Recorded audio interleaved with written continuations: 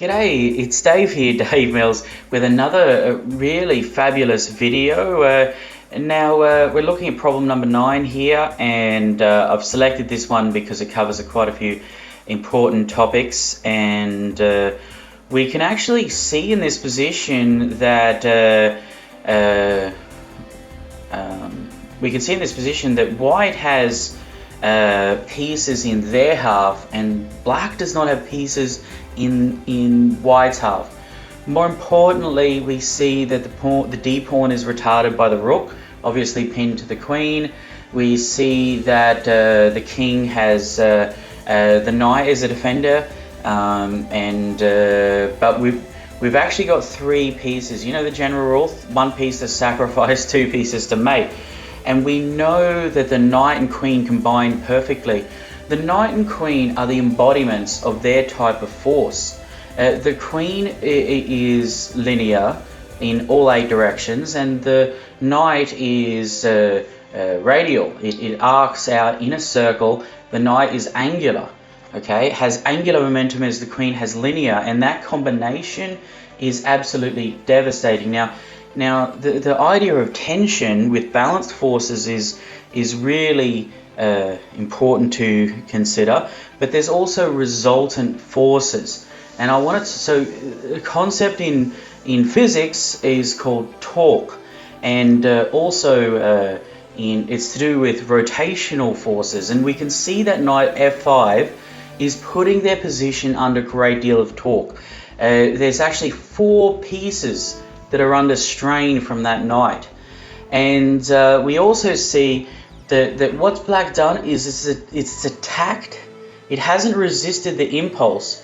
It's actually attacked the bishop at G5. I believe it was the previous last move, and that gives white all it needs to hook open the position.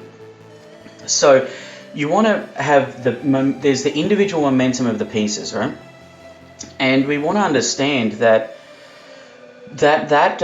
torque is the torque in the position is actually very, very significant, because it's very, very hard. Linear forces can't defend against rotational forces, and vice versa. And that square at F5, that strong square at F5 is just brutal for that knight. Believe it or not, it's putting strain on that position. Even though if it can't capture anything, it doesn't matter. Its torque is when the knight is putting strain on the position, and we can see by those radials. There's at H6, G7, E7, and D6.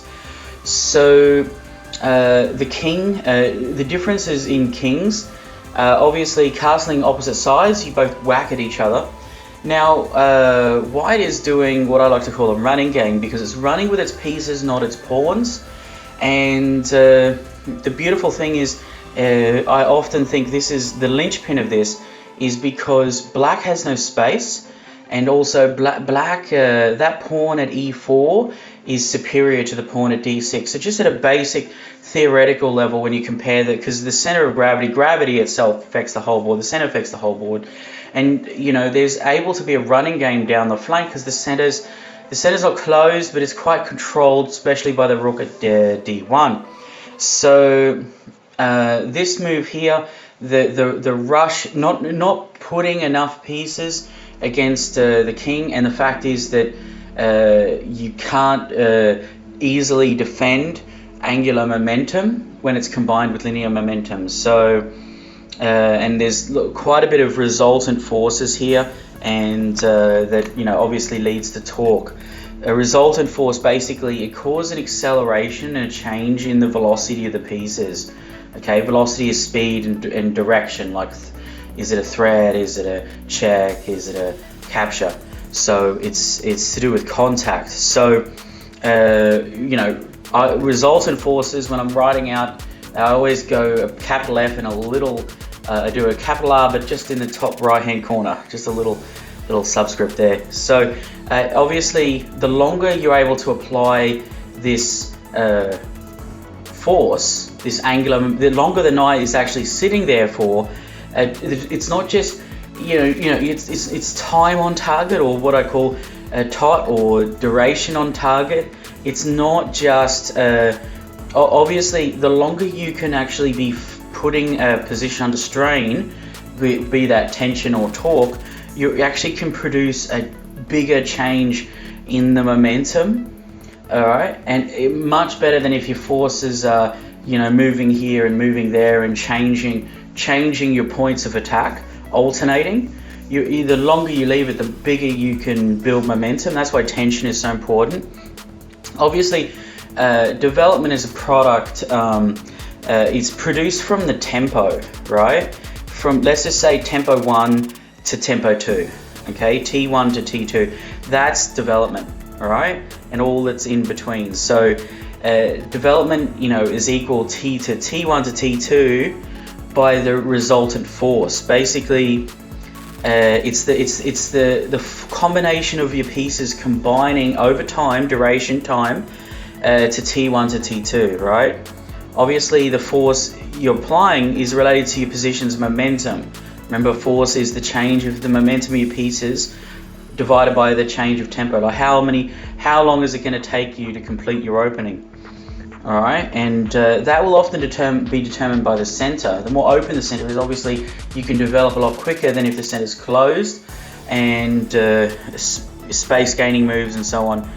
Obviously, a change in momentum, or you're thinking about development, you know, that change in momentum over your time is really a change in your linear momentum from T1 to T2, you know, from beginning of the opening to the end of the opening, or it can actually, you know, T1 is when it starts and T2 is when the opening finishes.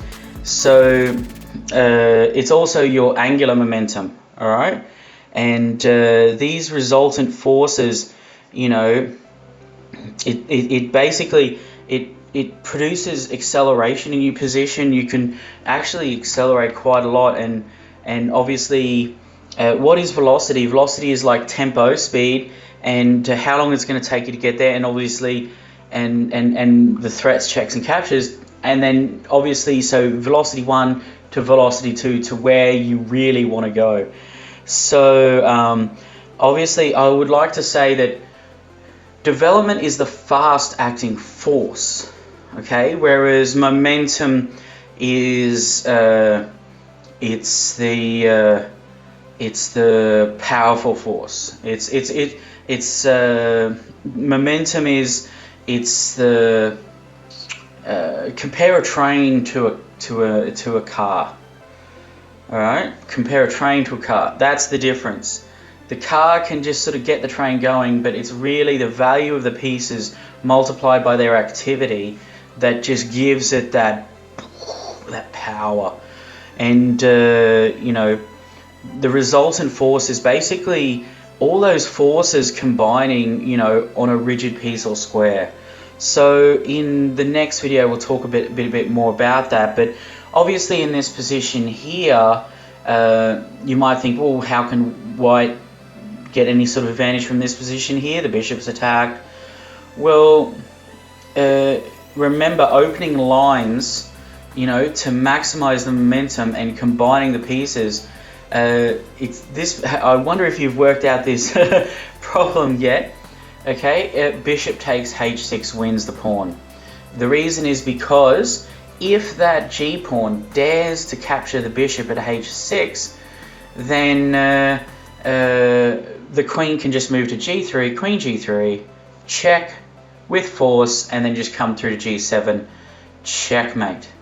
And we see that there's no way for black to stop that queen and that knight combining at g7.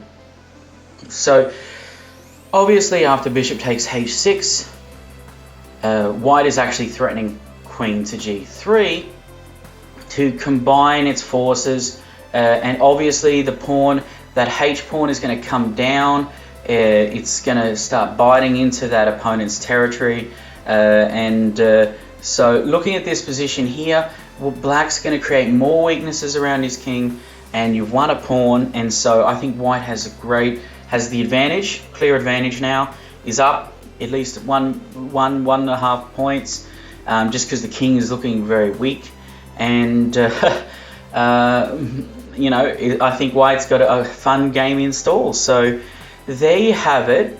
Those are my thoughts, and I will. I've got a lot to sort of cover, but remember, just sort of remember the idea of rigid pieces and squares. Remember, a type of acceleration is to retard their movement. You almost like you're decelerating their position. It can be a form of acceleration. Also, in this position here, obviously black needs exchanges, because you know black needs black needs to get the wiggle on, so to speak. Now, just looking at this position, you need to exchange. When you have lack of space, you need exchanges and so on. When you have the space, like white clearly has a space advantage in the center, you want to keep your pieces. Also, but when you're doing a running attack, you want to keep your pieces or trade them off for open lines against the king, as in this case. So take care, and my mind is swimming with ideas on how to best describe this to you. I hope you're getting a sense of this. I hope you know, the best thing is to learn and apply, go and play, go and just use the theory to change how you're seeing it, and to understand development is complete when you've gone from T1 to T2. How do you know the opening's finished? The king is castled and the heavies are connected. Okay, the king is castled, the heavies are connected. That, in a nutshell, is from T1 to T2. And that's what you're looking about, trying to create as much momentum as possible and as much acceleration as possible, and actually have a plan. And also understanding how the gravity of the situation, understanding the center is so important. Thank you so much. Go down below, press the doobie-doos, check out all the things, and subscribe and like and leave comments and all that sort of stuff. Now, I know it's early days to the channel, but I'm going to appreciate the time that comes when people start leaving meaningful comments. All right, take care. Bye.